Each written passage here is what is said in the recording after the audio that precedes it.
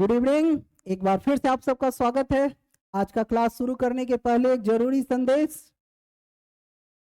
जीवन की सबसे बड़ी खुशी उस काम को करने में है जिसे लोग कहते हैं कि तुम नहीं कर पाओगे।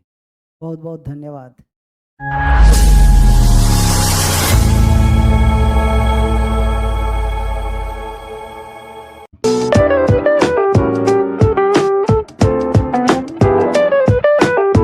Good evening. एक बार फिर से आप सबका स्वागत है। आज का जो हमारा टॉपिक है वो है कॉम्प्लेक्स कंपाउंड में आइसोमरिज्म। आइसोमरिज्म जो कॉम्प्लेक्स कंपाउंड बनाता है वो दो तरह का होता है, एक स्ट्रक्चरल और एक स्टीरियो। जो स्ट्रक्चरल आइसोमरिज्म है वो कई तरह के होते हैं। उसमें कुछ इंपॉर्टेंट जो आपके सामने है वो है ionization isomerism, hydrated isomerism, coordination isomerism, polymerization और कोऑर्डिनेशन पोजीशन आइसोमरिज्म। और जो स्टीरियो आइसोमरिज्म होता है वो दो तरह का होता है, एक होता है ज्योमेट्रिकल और एक होता है ऑप्टिकल। ये है स्ट्रक्चरल आइसोमरिज्म। कोऑर्डिनेशन कंपाउंड दो तरह का होता है, स्ट्रक्चरल और स्टीरियो। स्ट्रक्चरल के ये सारे टाइप्स हैं और ये हैं स्टीरियो के ज्योमेट्रिकल और ऑप्टिकल। एक इंपॉर्टेंट टॉपिक, आपको बहुत कुछ सीखने को मिलेगा। सबसे पहले आइसोमरिज्म कॉम्प्लेक्स कंपाउंड में क्यों आता है? तो आइसोमरिज्म जो कॉम्प्लेक्स कंपाउंड में आता है, आइसोमरिज्म का तो मतलब आप समझ रहे हैं कि कंपाउंड का मॉलिक्यूलर फॉर्मूला सेम होगा लेकिन आइदर उसके स्ट्रक्चर्स में डिफरेंसेस आएगा या तो स्पेस अरेंजमेंट में डिफरेंसेस आएगा। ये जो डिफरेंसेस आता है वो दो वजहों से आता है। सबसे पहला, जब लिगेंड्स अलग अलग सेंट्रल एटम से रिलेशन बनाता है, और दूसरा, जब यही लिगेंड्स सेंट्रल एटम से रिलेशन बनाते समय अपने स्पेस अरेंजमेंट में डिफरेंसेस लाता है। तो आप इसको लिखिए, isomerism in complex compound arises due to different attachment of central atom with different ligands. जब अलग अलग लिगेंड सेंट्रल एटम से अलग अलग ढंग से अटैचमेंट करता है तो वो आइसोमर्स बनाता है। जनरली ऐसे आइसोमर्स को स्ट्रक्चरल आइसोमर्स कहते हैं। और दूसरा पॉइंट है कि when central atom attach to ligands with different space arrangement, अपने स्पेस अरेंजमेंट में चेंजेस लाता है, तो ये है स्टीरियो आइसोमरिज्म। नेक्स्ट अगला जो हमारा टॉपिक है वो है स्ट्रक्चरल आइसोमरिज्म। स्ट्रक्चरल आइसोमरिज्म में सबसे पहला जो हमारा आता है वो है आयोनाइजेशन आइसोमरिज्म। आयोनाइजेशन आइसोमरिज्म क्या होता है, इसको समझने के लिए आप इस एग्जाम्पल को देखिए। सबसे पहला जो हमारा एग्जाम्पल है वो है आयोनाइजेशन आइसोमरिज्म। आयोनाइजेशन आइसोमरिज्म में क्या होता है, अगर कोई लिगेंड्स आयंस के द्वारा एक्सचेंज हो रहा हो, यानी लिगेंड्स आयंस के जगह आ जाए और आयंस कहाँ चला जाए, लिगेंड्स के जगह पे चला जाए, तो ये आयोनाइजेशन आइसोमरिज्म कहलाता है। जैसे इस एग्जाम्पल में देखिए, इस एग्जाम्पल में क्या हो रहा है, पहले Br अंदर है और सल्फेट बाहर है, ठीक है ना। अब इस एग्जाम्पल को देखिए, सल्फेट अंदर आ चुका है और Br बाहर जा चुका है। सल्फेट आयंस था और Br क्या है, लिगेंड्स। सल्फेट अंदर आया है लिगेंड्स के जगह और Br जो लिगेंड्स था कहाँ आ गया है, आयंस के जगह। तो आपको जैसा कि बताया है कि कॉम्प्लेक्स कंपाउंड में कोई भी जो प्रॉपर्टी स्टार्ट होती है सबसे पहले आयंस में टूटने के साथ शुरू होता है। सबसे पहले इस कंपाउंड को आयंस में तोड़ा है, सल्फेट पे -2 तो बाकी पे +2। उसी तरह इस कंपाउंड को भी तोड़ा है, Br पे -1 तो बाकी पे +1। तो ये तो आयोनाइज कर कर दिखा रहा है, हमको इन दोनों के रिलेशन को देखना है, ठीक है ना। कोई पूछा कि ये दोनों कैसे आइसोमर्स हैं, तो आयोनाइजेशन आइसोमर्स। आयोनाइजेशन आइसोमर्स में फिर से आपको बताते हैं क्या होता है कि कोई आयंस, ये जो आयंस है ना, लिगेंड से रिप्लेस कर रहा है, या लिगेंड किससे रिप्लेस कर रहा है, आयन से, या आयंस लिगेंड्स के जगह चला जाता है और लिगेंड्स किसके स्थान को ऑक्युपाई कर लेता है, आयंस के, ठीक है। तो ये दोनों आपस में क्या कहलाएगा, आयोनाइजेशन आइसोमर्स। आयोनाइजेशन आइसोमर्स में क्या होता है कि ligands is replaced by ions. Ions अगर लिगेंड्स को रिप्लेस करता हो तो जो ये आइसोमर्स तैयार होगा उसको कहते हैं आयोनाइजेशन आइसोमर्स। तो एक एग्जाम्पल है जिसमें कि आप देख रहे हैं सल्फेट Br से रिप्लेस हो रहा है, Br के जगह चला गया और Br कहाँ चला गया, सल्फेट के पास, यानी लिगेंड रिप्लेस्ड बाय आयंस। अगर ऐसा कहीं भी होता है तो ये है आयोनाइजेशन आइसोमर्स। देखिए ये था आयोनाइजेशन आइसोमरिज्म जिसमें आयंस और लिगेंड्स अपने स्थान को रिप्लेस कर रहा है। लिखिए आयोनाइजेशन आइसोमरिज्म क्या होता है, those isomerism in which ligand exchange their position with ions. अगर कोई लिगेंड्स आयंस के द्वारा अपने स्थान को रिप्लेस करता है तो ये है ionization isomerism. Those isomerism in which ligand exchange their position with ions called ionization isomerism। अगला जो हमारा टॉपिक है वो है हाइड्रेटेड आइसोमरिज्म। इधर देखिए नेक्स्ट जो हमारा एग्जांपल है वो है हाइड्रेटेड आइसोमरिज्म। हाइड्रेटेड आइसोमरिज्म क्या होता है, अगर कोई लिगेंड्स आयंस के द्वारा एक्सचेंज हो रहा हो और लिगेंड्स कोई पार्टिकुलरली कौन हो, वाटर मॉलिक्यूल्स हो। अगर लिगेंड्स आयंस के द्वारा एक्सचेंज हो रहा हो और लिगेंड्स पार्टिकुलरली कौन हो, कोई वाटर मॉलिक्यूल्स, ठीक है ना। जैसे लास्ट वाले में हम देखें कि लिगेंड्स आयंस के द्वारा एक्सचेंज हो रहा है तो कोई शर्त नहीं है, कोई भी लिगेंड्स हो कोई भी आयंस एक दूसरे को रिप्लेस कर सकता है।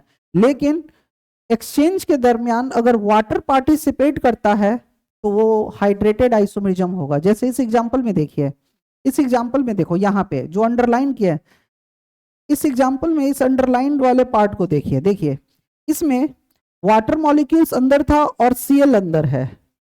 जो लिगेंड्स है एक वाटर है और एक क्लोरीन है, ब्रोमीन आयंस के रूप में था। अब रिएक्शन के बाद देखिए ब्रोमीन अंदर जा चुका है, दोनों ब्रोमीन अंदर आ चुका है लिगेंड्स के जगह पे, और जो हमारा लिगेंड्स था वाटर और क्लोरीन वो बाहर आ चुका है। जैसे होता क्या है, कोई भी जो एक्सचेंज होता है ना कॉम्परेबल एनर्जी के क्रम में होता है, तुलनात्मक एनर्जी। जैसे अगर कोई चेयर पे बैठा हुआ है और किसी भीड़ में हम गए और कोई बैठा हुआ है पहले से, किसी ट्रेन में गए और कोई पहले से बैठा हुआ है तो हम उसी से पंगा लेंगे, या कहीं हम गए पहले से कोई चेयर पे बैठा हुआ है और हम गए और हम चाहते हैं कि हम किसी खास चेयर पे बैठे जिस पे पहले से कोई बैठा हुआ है, तो पंगा लेने के पहले हम माइंड मेकअप कर लेते हैं इसको हम हटा पाएंगे या नहीं। अगर हटाने में सक्षम होते तभी पंगा लेंगे, और नहीं तो चुपचाप जहां खाली होगा चेयर उधर जाकर बैठ जाएंगे। तो लिगेंड्स और आयंस एक दूसरे को एक्सचेंज करने के पहले एक कॉम्परेबल एनर्जी को कंपेयर करता है। जैसे देखिए यहाँ पे 2 Br अंदर आया है, ठीक है ना, तो एक वाटर का मॉलिक्यूल्स और एक क्लोरीन का मॉलिक्यूल्स बाहर गया है, यानी 2 Br की एनर्जी एक वाटर और एक क्लोरीन के सम के बराबर होगा। मतलब वाटर और क्लोरीन उतना ही एनर्जी रखता होगा जितना कि 2 Br रखता होगा, इसलिए 2 Br अंदर आया है और एक वाटर और एक क्लोरीन बाहर आया है। इसमें दो लिगेंड्स एक्सचेंज हो रहा है, एक क्लोरीन और एक वाटर। तो जिस आइसोमरिज्म में वाटर मॉलिक्यूल्स एक भी वाटर मॉलिक्यूल्स एक्सचेंज हो गया या एक्सचेंज में एक भी वाटर मॉलिक्यूल्स पार्टिसिपेट करता है तो ये कहलाता है हाइड्रेटेड आइसोमरिज्म। तो आपको करना क्या है, हेडिंग लिखिए, ठीक है ना, और इस एग्जांपल को लिखिए। हाइड्रेटेड आइसोमरिज्म क्या होता है, एक ऐसा आइसोमरिज्म जिसमें एक्सचेंज में कम से कम एक भी वाटर मॉलिक्यूल्स पार्टिसिपेट करता हो। अगर लिगेंड और आयंस के एक्सचेंज में एक भी वाटर मॉलिक्यूल्स पार्टिसिपेट कर गया तो ऐसे आइसोमरिज्म कहते हैं hydrated isomerism. Those isomerism in which exchange of ligands takes place with ions but ligands must be at least one water molecules। अगर ligands और ions का exchange हो रहा हो और उसमें एक भी water molecules participate करता है exchange के दरमियान तो ये है हाइड्रेटेड आइसोमरिज्म। नेक्स्ट जो हमारा आइसोमरिज्म है वो है कोऑर्डिनेशन आइसोमरिज्म। आप सभी ध्यान दीजिए, कोऑर्डिनेशन आइसोमरिज्म क्या होता है। Coordination isomerism complex cation complex anion की प्रॉपर्टी है। जो complex compound complex cation complex anion के फॉर्म में रहता है, वो कंपाउंड क्या करता है, अपने सेंट्रल एटम को ही एक्सचेंज करता है। जैसे इस एग्जांपल को देख, यहाँ पे देखिए, कॉम्प्लेक्स कैटायन कॉम्प्लेक्स एनायन किसको कहते हैं, जब कॉम्प्लेक्स में भी कैटायन भी कॉम्प्लेक्स हो और एनायन भी कॉम्प्लेक्स हो। यहाँ पे सेंट्रल एटम M1 था और यहाँ पे सेंट्रल एटम M2 था। रिएक्शन के बाद देखिए M2 किसके साथ आ गया, L1 के साथ। M2 यहां से कहा गया, M2 यहां से कहा गया, यहाँ पे, और M1 यहां से कहा गया, यहाँ पे। दोनों सेंट्रल एटम अपने पोजीशन एक्सचेंज कर लिया। अगर कोई कोऑर्डिनेशन कंपाउंड में, कोऑर्डिनेशन कंपाउंड कैसा, कॉम्प्लेक्स कैटायन कॉम्प्लेक्स एनायन, अगर कोई कॉम्प्लेक्स कैटायन कॉम्प्लेक्स एनायन अपने सेंट्रल एटम को एक्सचेंज करता हो, तो ऐसे आइसोमरिज्म को क्या कहेंगे, कोऑर्डिनेशन आइसोमरिज्म। जैसे यहाँ पे प्लैटिनम था सेंट्रल एटम और कॉपर था। रिएक्शन के बाद देखिए कॉपर किसके साथ चला गया, अमोनिया के साथ। पहले कॉपर किसके साथ था, क्लोरीन के साथ। अब कॉपर यहां से उठकर कहां चला है, यहाँ पे, और प्लैटिनम यहां से उठकर कहां चला गया है, यहाँ पे। सबको दिख रहा होगा, प्लैटिनम कॉपर के जगह पे और कॉपर कहां चला गया, प्लैटिनम के जगह। लिगेंड्स अपने जगह पे चुपचाप बैठा हुआ है और सेंट्रल एटम अपने को एक्सचेंज किया है। कोऑर्डिनेशन आइसोमरिज्म हमेशा और हमेशा कहां पे आता है, कॉम्प्लेक्स कैटायन कॉम्प्लेक्स एनायन के केस। जैसे ये पहला एग्जांपल था, पहले आप इसको देखिए। दूसरे एग्जांपल में देखिए, क्रोमियम जो है कोबाल्ट के जगह चला गया है और कोबाल्ट कहाँ गया है, क्रोमियम के जगह। कोबाल्ट अमोनिया के साथ आ गया, यहाँ देखो, और जो क्रोमियम था किसके साथ चला गया, ऑक्सलेट आयन के साथ। यानी एक ऐसा आइसोमरिज्म जो कॉम्प्लेक्स कैटायन कॉम्प्लेक्स एनायन में आता हो और सेंट्रल एटम अपना पोजीशन क्या करता हो, एक्सचेंज करता हो, ऐसे आइसोमरिज्म को बोलते हैं कोऑर्डिनेशन आइसोमरिज्म। कोऑर्डिनेशन आइसोमरिज्म क्या होता है, जैसा कि आपको बताया, coordination isomerism is a property of complex cation complex anion. In this isomerism, central atom of complex cation exchange their position with central atom of complex anion. अगर central atom complex cation का exchange हो रहा हो central atom of complex anion के द्वारा, और complex anion का exchange हो रहा हो कॉम्प्लेक्स कैटायन के द्वारा, तो ऐसे आइसोमरिज्म बोलते हैं कोऑर्डिनेशन आइसोमरिज्म। सबसे आसान है, जिसमें आप दो देखिएगा, दो दो कॉम्प्लेक्स स्फीयर आ रहा है और सेंट्रल एटम अपने पोजीशन एक्सचेंज कर रहा है, तो यह है कोऑर्डिनेशन आइसोमरिज्म।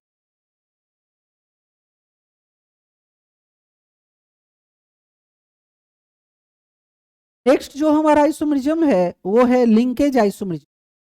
लिंकेज आइसोमरिज्म क्या होता है, एक ऐसा आइसोमरिज्म में सेंट्रल एटम जो है एम्बीडेंडेंट्स लिगेंड से, एम्बीडेंडेंट्स लिगेंड्स आप लोग को लिगेंड्स के दरमियान पढ़ा है।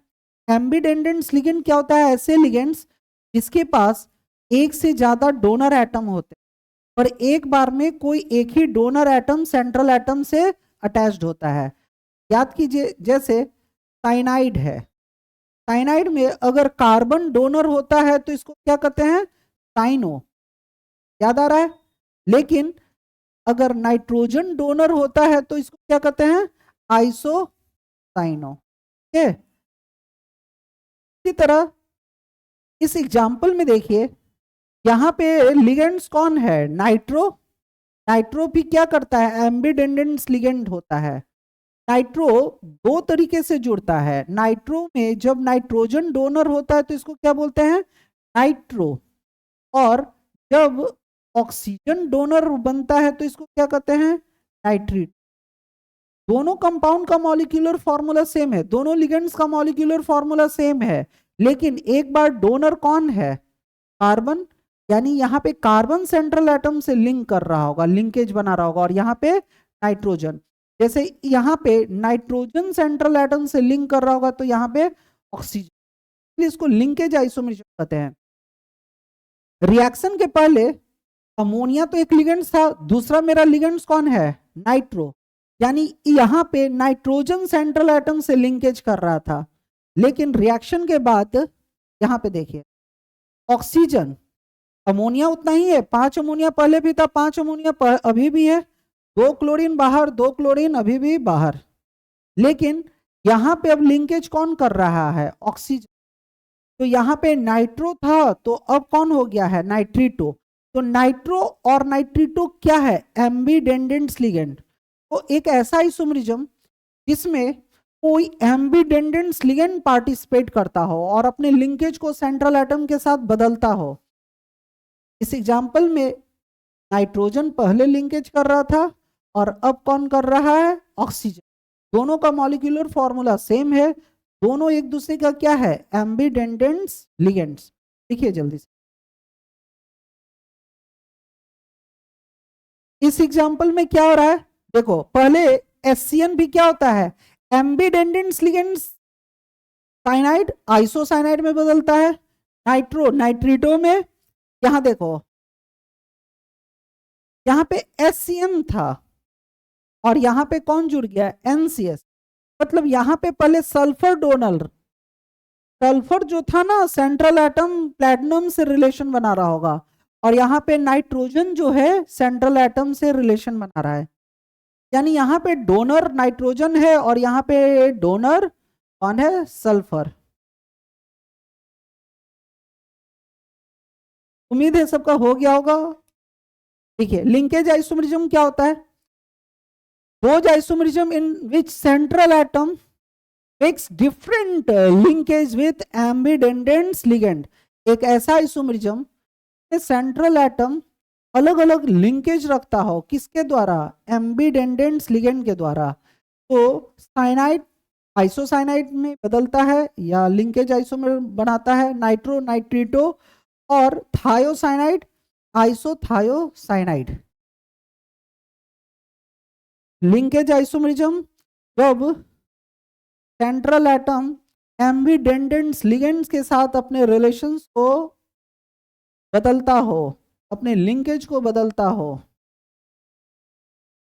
ये 3 एग्जाम्पल आप ध्यान में रखिए। पहला साइनो यानी साइनाइड आइसोसाइनाइड में बदलता है, दूसरा नाइट्रो नाइट्रीटो में, और तीसरा जो है वो है थायोसाइनाइड, किस में बदलता है, आइसोथायोसाइनाइड में। उम्मीद है सबको समझ आया होगा। एक आपको जो हेडिंग में लिखा है कोऑर्डिनेशन पोजीशन आइसोमरिज्म, वो हम लोग के सिलेबस का पार्ट नहीं है, वो एक्स्ट्रा आपकी जानकारी के लिए। अगला और अंतिम जो स्ट्रक्चरल आइसोमरिज्म हम पढ़ेंगे वो है पॉलीमराइजेशन आइसोमरिज्म। ध्यान से अगला ये देखो लास्ट, पॉलीमराइजेशन आइसोमरिज्म क्या होता है, पॉलीमर क्या होता है, पॉलीमर क्या होता है पहले समझिए। जब एक समान कई यूनिट्स है ना आपस में बार बार रिपीट करता है, पॉली मतलब बहुत सारे, मर्स मतलब यूनिट्स। जब एक समान कई यूनिट्स क्या होते हैं बार बार रिपीट करता हो, तो जरूरी नहीं कि एक ही समान हो, सेम हो सकता है या डिफरेंट, मतलब बहुत सारे यूनिट्स जब क्या करता है बार बार रिपीट करता रहता है ना, वो बनाता है पॉलीमर। ठीक है ना। अब इस आइसोमरिज्म में क्या होता है, अब देखिए गौर से, यहाँ पे जो सेंट्रल एटम है वो अमोनिया से जुड़ा हुआ है और 2 क्लोरीन से जुड़ा हुआ है। इधर इस कॉम्प्लेक्स स्फीयर में जो सेंट्रल एटम प्लैटिनम है 2 अमोनिया और 2 क्लोरीन से जुड़ा हुआ था। ये जो प्लैटिनम है 2 लोगों से रिलेशन रखा है, एक अमोनिया और एक क्लोरीन। एक प्लैटिनम 2 अमोनिया 2 क्लोरीन को रखे हुए था।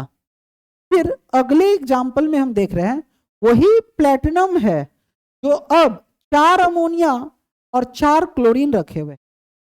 पहले वाले एग्जाम्पल में जो प्लैटिनम है एक ही कॉम्प्लेक्स स्फीयर के अंदर 2 लोगों के साथ रिलेशन रखा था, एक अमोनिया और एक क्लोरीन।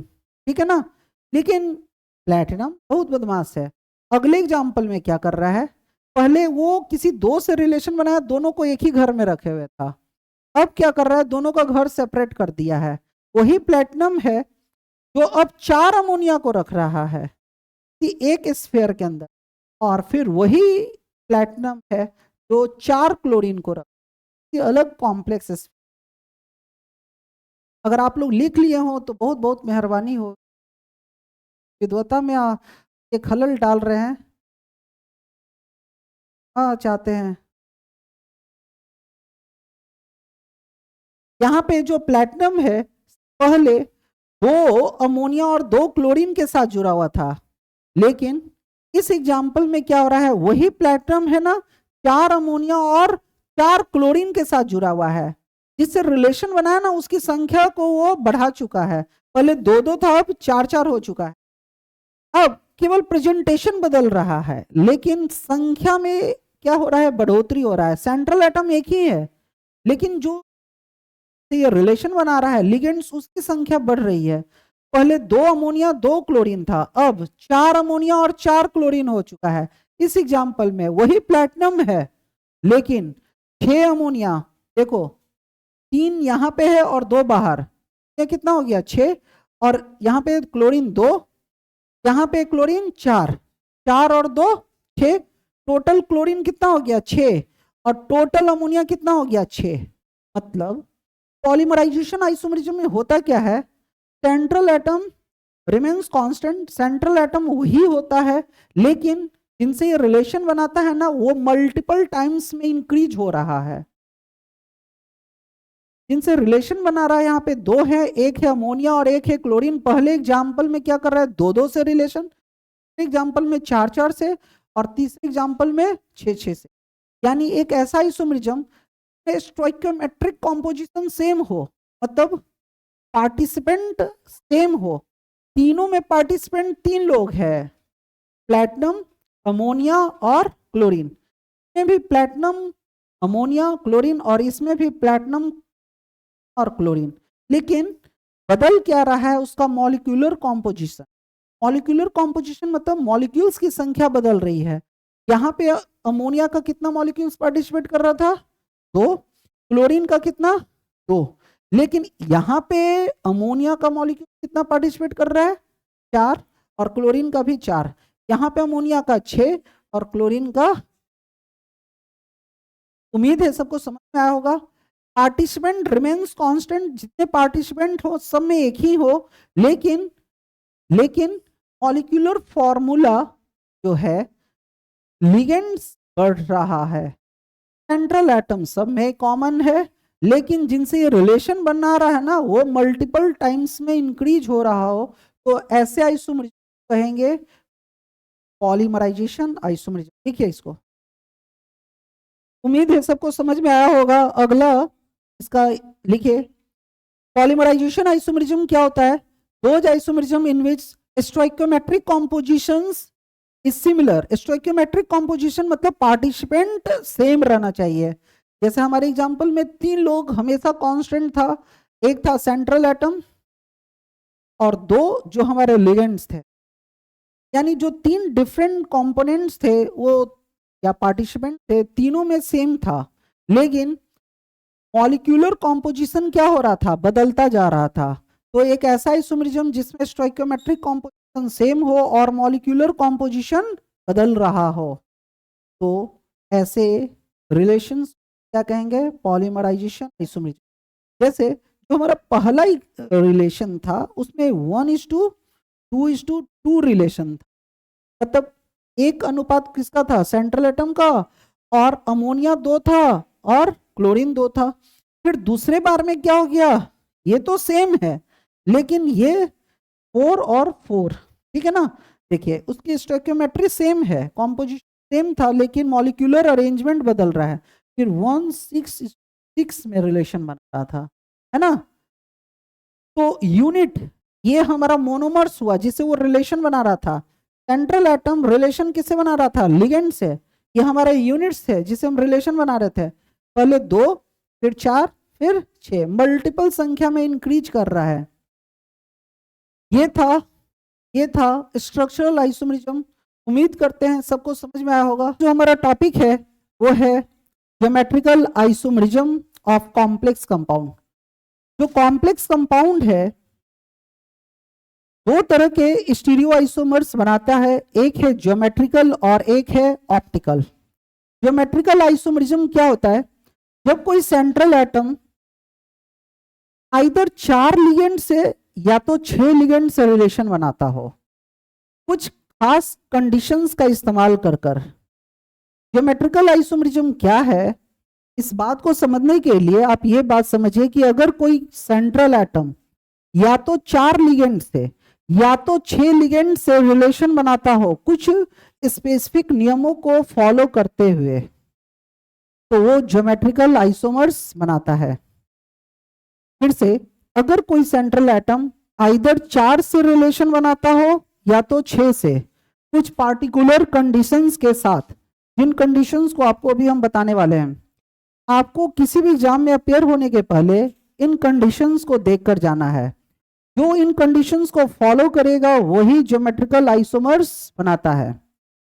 जब कोई लिगेंड्स 4 से रिलेशन बनाता है तो वो कॉम्प्लेक्स होगा वो स्क्वायर प्लानर ज्योमेट्री बनाता है। लेकिन अगर कोई सेंट्रल एटम 6 से रिलेशन बनाएगा तो वो ऑक्टाहेड्रल ज्योमेट्री बनाता है। ये सब बातें हम लोग केमिकल बॉन्डिंग के क्लास 11th में बहुत पहले पढ़ चुके हैं। अब आपको उन नियमों को दिखाते हैं, उन कंडीशंस को बताते हैं जिसमें कोई सेंट्रल एटम आइदर 4 और 6 से रिलेशन बनाता हो और ज्योमेट्रिकल बनाता हो। सबसे पहले ज्योमेट्रिकल आइसोमरिज्म बनाने का शर्त है Ma2B2 टाइप। आपको किसी भी एग्जाम में अपेयर होने के पहले इन कंडीशंस को देखकर जाना है। क्या कोई सेंट्रल एटम, M यहाँ पे क्या है? सेंट्रल एटम, A क्या है? लिगेंड्स, और B भी क्या है? लिगेंड्स। M सेंट्रल एटम है। जो पहला शर्त है ज्योमेट्रिकल आइसोमर्स बनाने का, Ma2B2 टाइप। M कोई सेंट्रल एटम है, इसका रिलेशन 2 और 2 4 लिगेंड से है। अगर 4 से रिलेशन बना रहा हो कोई सेंट्रल एटम और वो कैसा टाइप रखता हो, Ma2B2, तो वो ज्योमेट्रिकल आइसोमर्स बनाएगा। कोई भी सेंट्रल एटम जब 4 लिगेंड से जुड़ता हो कुछ खास शर्तों के साथ, पहला शर्त क्या है? Ma2B2 टाइप, तो वो क्या बनाएगा? Geometrical isomerism. जैसे एग्जांपल में देखो, M, अब एक आदमी कभी भी 4 से रिलेशन बनाता है ना तो स्क्वायर प्लानर ज्योमेट्री बनती है। देखो M, ठीक है ना? एक A को इधर रखे, एक A को इधर रखा, B को इधर रखा, डायगोनली अपोजिट साइड होता है तो हम लोग पढ़े थे क्या होता है वो? ट्रांस। और सिस में क्या होता है? दोनों एक ही साइड होता है। अब क्या किए हैं इसमें? क्या किए हैं? M सेंट्रल एटम है, दोनों A ऊपर है और दोनों B नीचे है। एक आदमी जब 4 से रिलेशन बनाएगा, A2B2, मतलब A का 2 है और B का 2 है, तो हमारे पास 2 पॉसिबिलिटी है। या तो हम सिमिलर को डायगोनली अपोजिट रख दें, जैसे AA को डायगोनली अपोजिट और BB को डायगोनली अपोजिट। तो क्लास 11th में हम लोग पढ़ेंगे ये कौन सा फॉर्म होता है? ट्रांस। और जब सिमिलर को एक दिशा में कर दिए, टुगेदर एक दिशा में, तो सिस AA ऊपर हो गया और BB नीचे हो गया। जैसे इसका एक एग्जांपल, प्लैटिनम कोई सेंट्रल एटम है, जैसे इस कंपाउंड को देखो, एग्जाम में तुमको ये देगा कि PTNH3Cl2 क्या GI बनाएगा? GI मतलब ज्योमेट्रिकल आइसोमर्स बनाएगा। तो हाँ, ये Ma2B2 टाइप है। अब दूसरा सवाल, ये कितने आइसोमर्स बनाएंगे? तो एक सिस और एक ट्रांस। तो जब आपको ये इसका एग्जांपल लिखना है तो प्लैटिनम बीच में हो गया, एक बार अमोनिया को डायगोनली अपोजिट और क्लोरीन को डायगोनली अपोजिट रख दिए, और एक बार में क्या किए? दोनों क्लोरीन को नीचे और अमोनिया को ऊपर। उम्मीद है सबको समझ में आया होगा। फिर से, ज्योमेट्रिकल आइसोमरिज्म बनाने की 2 शर्तें हैं। पहला कि वो Ma2B2 टाइप का हो। उसके भी पहले आपको 2 बातें बताएं। ज्योमेट्रिकल आइसोमरिज्म में क्या होता है कि सेंट्रल एटम आइदर 4 से जुड़ता है, 4 लिगेंड से रिलेशन बनाएगा, या तो 6 से। 4 से और 6 से बनाने के लिए कुछ स्पेसिफिक कंडीशन है। उसमें पहला कंडीशन क्या है? Ma2B2 type. अगर कोई सेंट्रल एटम Ma2B2 टाइप का होगा तो वो पक्का Gi बनाएगा और 2 Gi बनाएगा, एक ट्रांस और एक सिस। चलिए लिखिए। उम्मीद है सबको समझ में आया होगा। जो Gi है, जो Gi होता है, ज्योमेट्रिकल आइसोमरिज्म होता है, वो रिस्ट्रिक्टेड रोटेशन के वजह से होता है। रिस्ट्रिक्टेड रोटेशन का मतलब है, देखो जैसे यहाँ ए भी यहाँ पे था, ठीक है ना, इसको इधर वाले को हम कांस्टेंट रखे और इधर वाले को क्लॉकवाइज या एंटी क्लॉकवाइज घुमा दिए। एक को फिक्स रखते हैं और दूसरे को क्लॉकवाइज या एंटी क्लॉकवाइज में घुमा दिया, तो ए और बी तो फिक्स्ड है। अब इसको घुमाए तो ए ऊपर चला गया और बी आ गया, इसको रिस्ट्रिक्टेड रोटेशन। ऑर्गेनिक केमिस्ट्री में हम लोग पढ़े हैं जीआई कैसे उत्पन्न होता है। जब कोई कंपाउंड पाई बॉन्ड रखता है और पाई बॉन्ड के अलोंग क्या होता है, रिस्ट्रिक्टेड रोटेशन होता है। पर यहाँ पे मामला कुछ अलग है। यहाँ पे बस आपको कोई सेंट्रल एटम है और सेंट्रल एटम के अलोंग क्या हो रहा है, कोई रिस्ट्रिक्टेड रोटेशन। एक तरफ फिक्स रखना है और दूसरे को आ देना है। नेक्स्ट, जो दूसरा हमारा कंडीशन है ज्योमेट्रिकल आइसोमरिज्म बनने का, वो है Ma2BC टाइप। फिर से देखिए, एक सेंट्रल एटम है जो 4 से रिलेशन बना रहा है। एक सेंट्रल एटम फिर से 4 से रिलेशन बना रहा है। ए का कितना पार्टिसिपेट कर रहा है, 2, बी का 1 और सी का 1। टोटल ये आदमी जो सेंट्रल एटम है कितने से रिलेशन बनाया, 2, 3, 4। जब एक आदमी कितने से रिलेशन बनाता है, फिर से 4। इस कंडीशन के साथ Ma2BC टाइप। पहला शर्त क्या था, Ma2B2। दूसरा शर्त क्या है Gi के लिए, Ma2BC टाइप। ऐसे केस में फिर से देखिए, 2 आइसोमर्स बन रहा है। इसमें देखो, A को ऊपर कर दिए और B और C को नीचे कर दिए। तो जब कभी भी कोई सिमिलर एटम एक दिशा में होता है तो वो सिस होता है।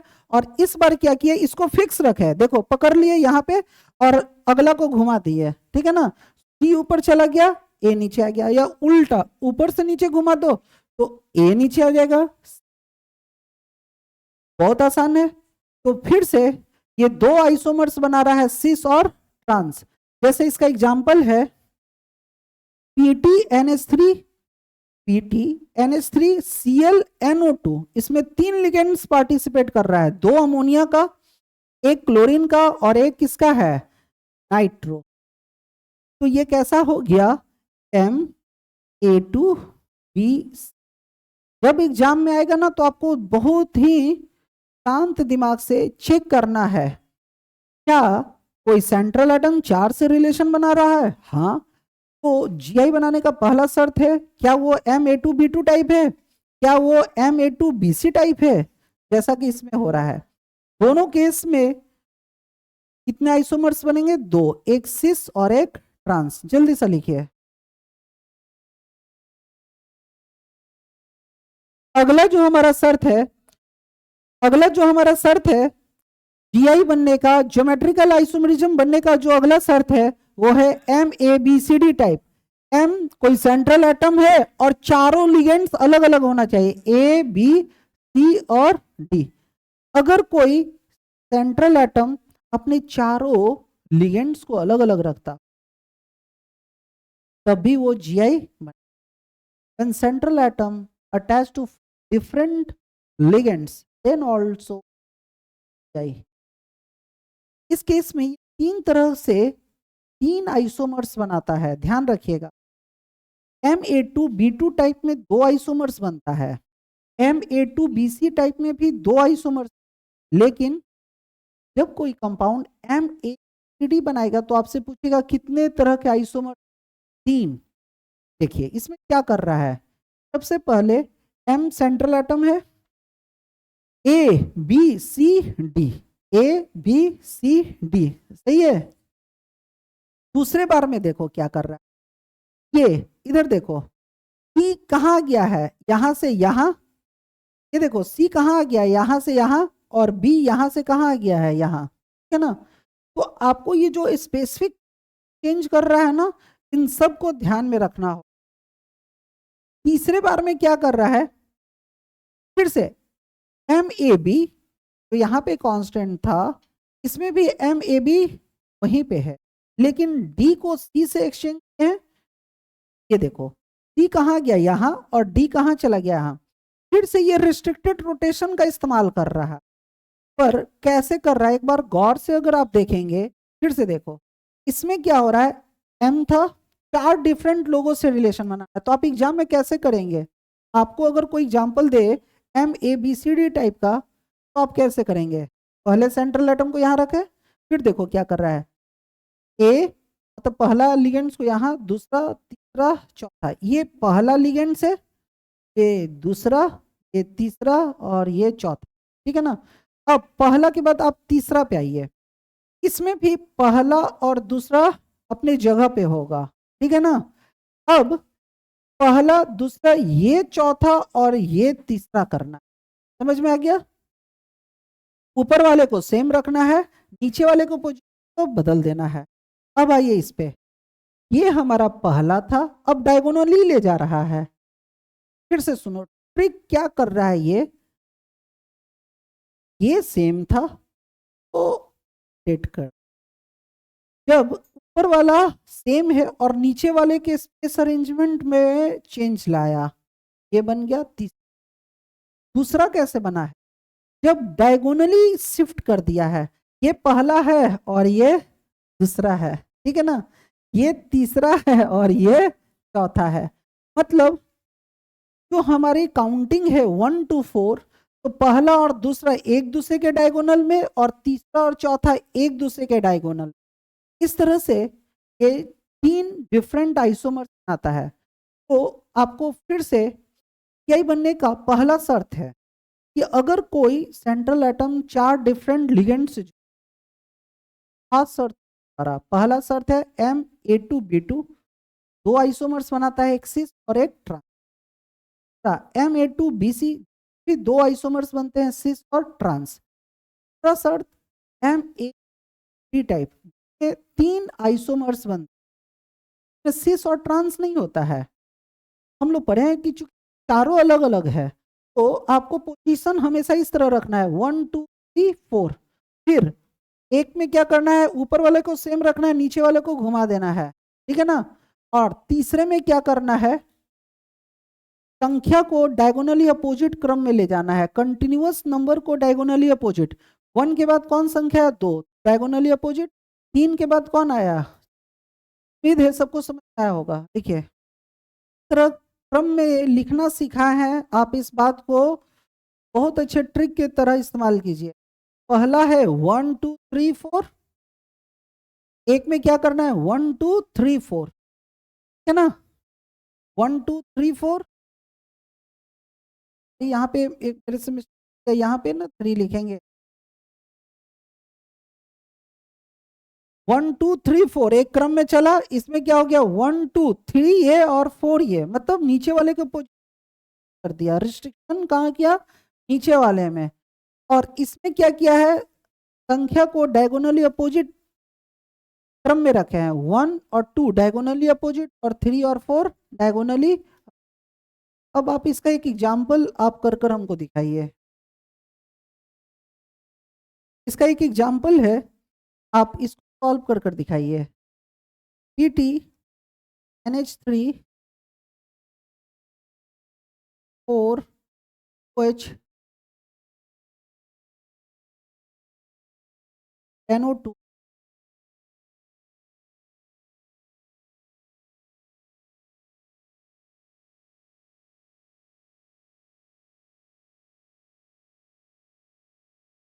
NO2, चलिए इसको कर दिखाइए।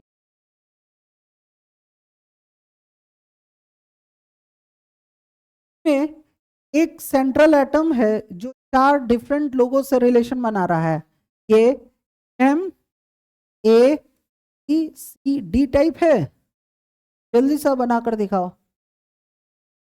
ये है MABC टाइप।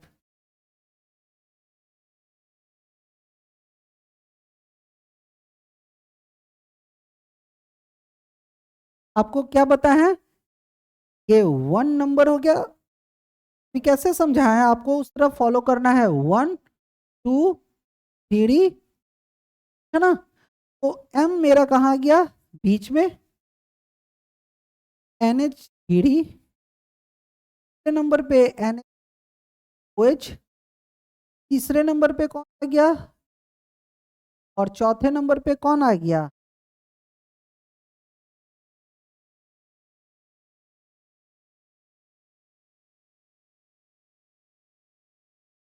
और बाहर में कौन है? ठीक है, ये आपको बनाना आना चाहिए, अच्छा ना। ये है 1, ये है 2, ये है 3, ये है। अगले बार में आपको क्या करना है, ऊपर वाला सब सेम रखना है, नीचे वाला को पलट दो, ये यहां और ये यहाँ, 1 2 3, है ना। अब ये मेरा पहला आइसोमर्स था। अब दूसरा क्या करना है, ऊपर वाले को सेम रखना है, 1 2 3 4 था, अब करना है 1 2 3 4। पहले हम इस डायरेक्शन में चले, पहला मेरा डायरेक्शन कैसे था, क्लॉकवाइज। अब हम कैसे चलेंगे, 1 2, अब 3 फिर 4। तो दूसरा आइसोमर्स क्या होगा, यहाँ M मेरा कौन था, सेंट्रल एटम प्लैटिनम था, यहाँ पे कौन था, प्लैटिनम। अब फिर से जो प्लैटिनम है, यहाँ पे कौन है, NH3, यहाँ पे कौन आएगा, OH, 2 हो गया। अब NO2 कहाँ जाएगा, 3 नंबर पे, और 4 नंबर पे कौन चला जाएगा,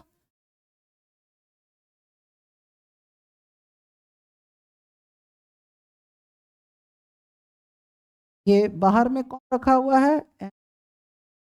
अब ये 1 है, ये 2 है, ये 3 है, और ये 4 है। ये मेरा कौन हो गया, दूसरा आइसोमर। ये मेरा दूसरा आइसोमर्स हो गया। तीसरा आइसोमर्स में क्या करते हैं, फिर से बच्चा को समझ में नहीं आया, 1 3, है, फिर 1 2 3 4। ऊपर वाला सेम है, नीचे वाला को ऐसे पलट दिए, ये यहाँ, ये यहाँ, या ये यहाँ, ये, ठीक है। तीसरा में क्या करते हैं बोलो, क्रम संख्या को डायगोनली अरेंज करेंगे, 1 के सामने डायगोनली 2 और 3 के डायगोनली, चलो शुरू हो जाओ।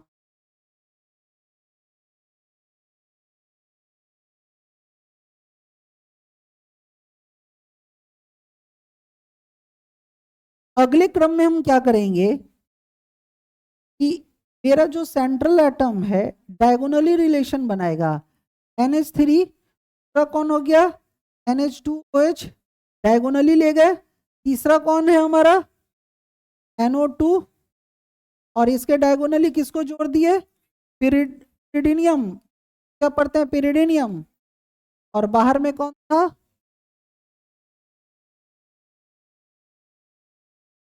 अब मेरा क्रम क्या है, 1 2 3। इस तरह एक बार फिर से यही बनने के लिए तो पहला शर्त है कि सेंट्रल एटम कितने लोगों से रिलेशन बनाता हो, 4 से। पहला शर्त है MA2B2, 2 आइसोमर्स बनते हैं, सिस और ट्रांस।